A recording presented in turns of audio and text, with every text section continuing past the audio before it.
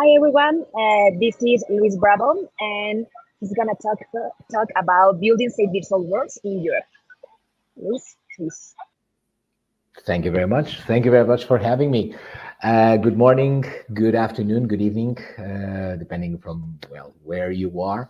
Hi all. This is Luis Bravo Martins from XRSI Europe.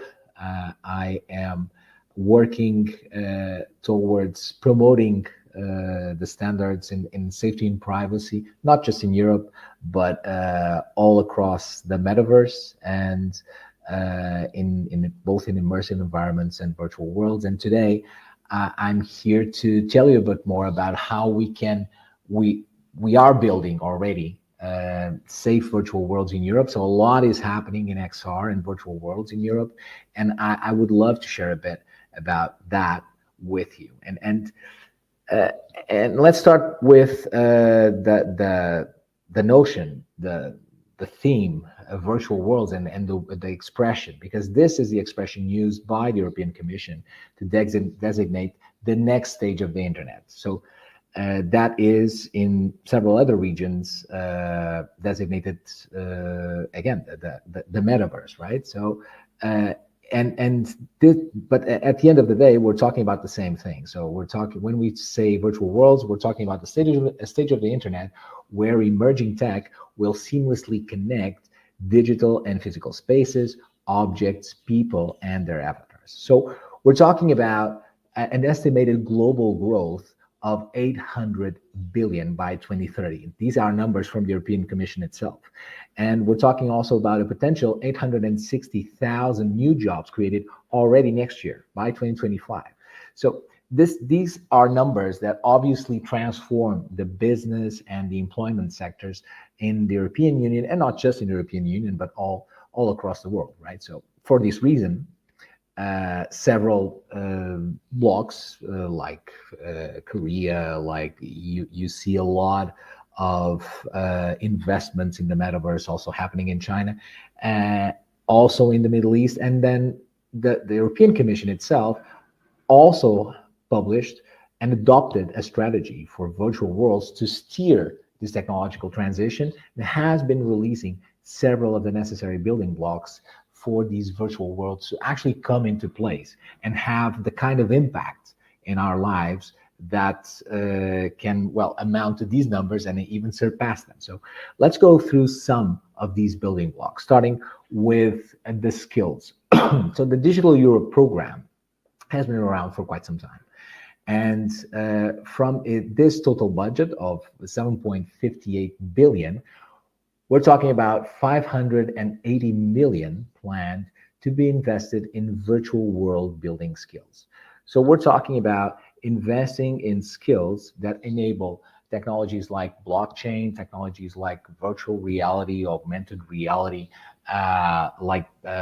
digital twins, to be brought to the market and to be applied in several different vertical markets, like, for instance, tourism, retail, health, education. So this specific call for advanced digital skills is actually open until November 21st, and European universities can apply alongside with its partners. So if you are in the space, feel free to just hop in and check the advanced digital skills call. But besides that, another call that is actually also open until end of November is the one that aims to create this network of local digital twins. And by local digital twins, we're talking about the virtual real-time representation of a city's physical assets, infrastructure, and services. So we're talking about a fully blown digital twin of a city. And all of these different cities that have their own digital twins are interconnected and networked in a way that will allow for a lot of new services to come into fruition, for benchmarks to be created, for a lot of information sharing to happen, for a lot of knowledge to be shared across the European space. Again, it's crazy. If you have the opportunity, please visit Cityverse, and the call for applications for on this area is also open at Horizon Europe.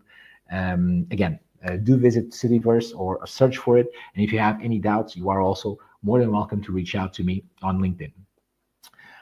Finally, you also have European Digital Identity Wallet. So this was already approved in the European Parliament, a while ago, and right now it's for approval in national parliaments. But what it does is enable any citizen to hold his own digital documents in just one wallet. This enables a whole new level of interoperable transactions across the EU.